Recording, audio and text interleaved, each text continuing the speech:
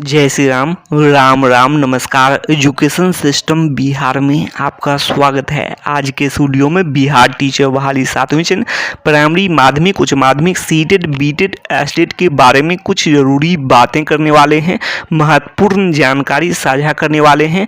बड़ी खबर निकलकर सामने आ रही है 7वीं चरण के शिक्षक अभ्यर्थियों के लिए।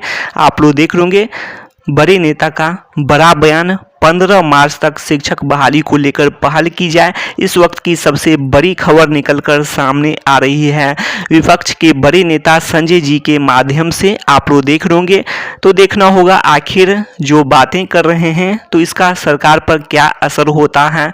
आप लोग जानते हैं जो लोकतंत्र की बात करें तो विपक्ष की भी बातें को सरकार द्वारा सुनी जाती हैं। तो देखना होगा सरकार ऐसे में जो बिहार के मुख्यमंत्री जी हैं क्या फैसला लेते हैं। इससे पहले भी बिहार के मुख्यमंत्री जी स्पष्ट किए हैं कि जो बड़े पैमाने पर बड़ी संख्या में शिक्षकों की बहाली के बारे में, लेकिन काफ़ी समय पहले से स्पष्ट कर रहे हैं। यहाँ तक कि समाधान यात्रा हो या फिर महारैली हो, पूर्णिया महारैली हो, बजट सत्र के दौरान हो, लेकिन अभी तक यहाँ तक कि जो नई नियमावली को लेकर भी होली से पहले तोहफा की उम्मीद कर रहे थे बिहार के मुख्यमंत्री जी से या फिर बिहार के शिक्षा मंत्री के माध्यम से, जो कि आप लोग जानते हैं बिहार के शिक्षा मंत्री जी भी यह वर्ष 2023 का वर्ष नियुक्ति वर्ष होने वाला है, यह बातें स्पष्ट किए हैं। तो ऐसे में सभी अभ्यर्थी उम्मीद कर रहे हैं शिक्षा मंत्री हो या फिर मुख्यमंत्री जी से हो, लेकिन होली तक में भी निराशा ही हाथ लगी है।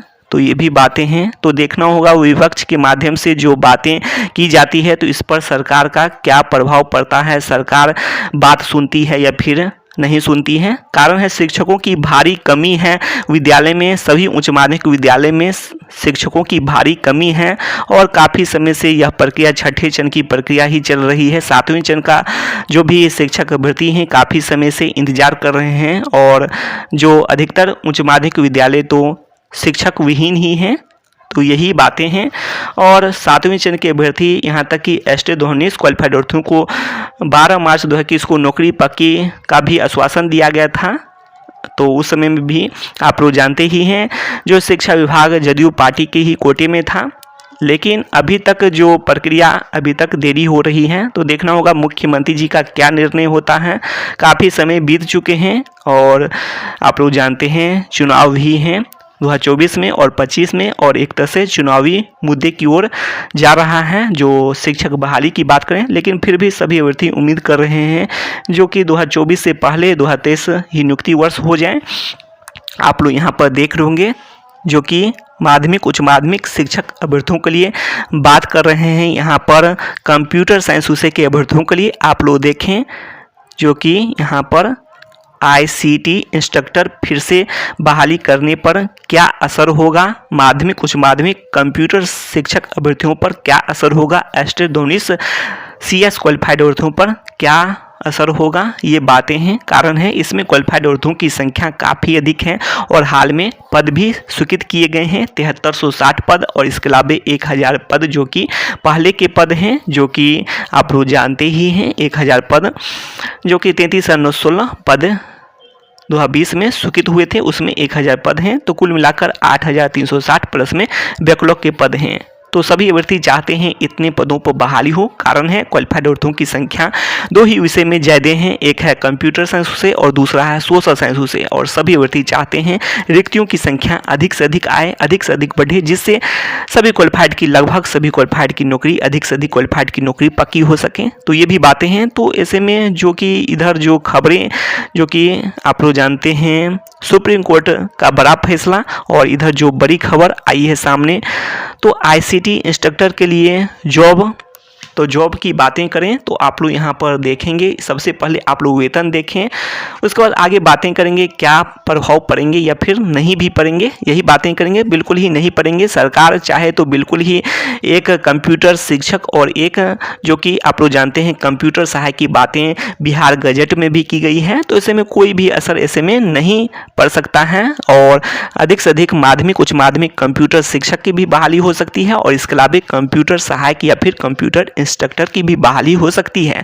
सरकार का फैसला रहे हैं और ऐसे में कोई भी असर नहीं पड़ सकता है इस अनुसार से विचार किया जाए तो। और आप लोग देख सकते हैं आईसीटी इंस्ट्रक्टर का वेतन देख सकते हैं आप लोग, और इसके जो बराबर का जो पद क्या हो सकता है, तो यहाँ पर बातें करने वाले हैं वेतन से। आप लोग जाने तो वेतन 10,000 से अधिक है, 10,000 से अधिक वेतन, जो कि इधर खबरें आई थी पिछले दिनों की खबर के अनुसार से आईसीटी इंस्ट्रक्टर के लिए, और 12 से 14,000 मान के चलते हैं, इसी आसपास में हो सकता है आईसीटी इंस्ट्रक्टर का वेतन।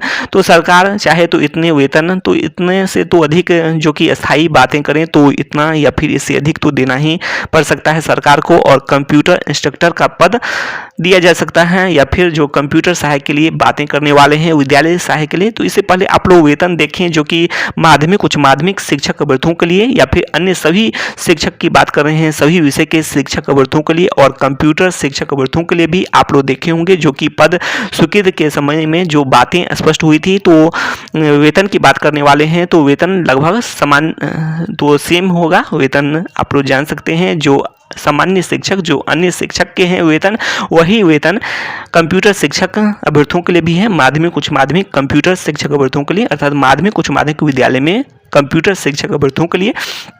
और इसके अलावा आप लोग देख सकते हैं 22,000, तो लगभग 22,000 के आसपास में, 22,000 से कुछ अधिक या फिर तो इसी आसपास में वेतन हैं। और आप लोग देख सकते हैं 2 साल तक इतना ही वेतन। उसके बाद आप लोग ये देखेंगे जो कि 30,000 वेतन के बारे में, तो 30,000 वेतन 2 साल के बाद 30,000 प्लस में वेतन, और ये सब बातें हैं। और 1,800 ये सब काटने के बाद जो कि आप लोग जानते ही हैं। और आप लोग यहाँ पर देख सकते हैं अन्य सभी विषय शिक्षक के लिए बात कर रहे हैं, तो वेतन की बात करें वही वेतन है 30,000 के आसपास में है अन्य सभी विषय, और कंप्यूटर शिक्षक के लिए भी 30,000 2 साल के बाद। लेकिन 2 साल तक वेतन की बात करें तो 22,000 के आसपास में।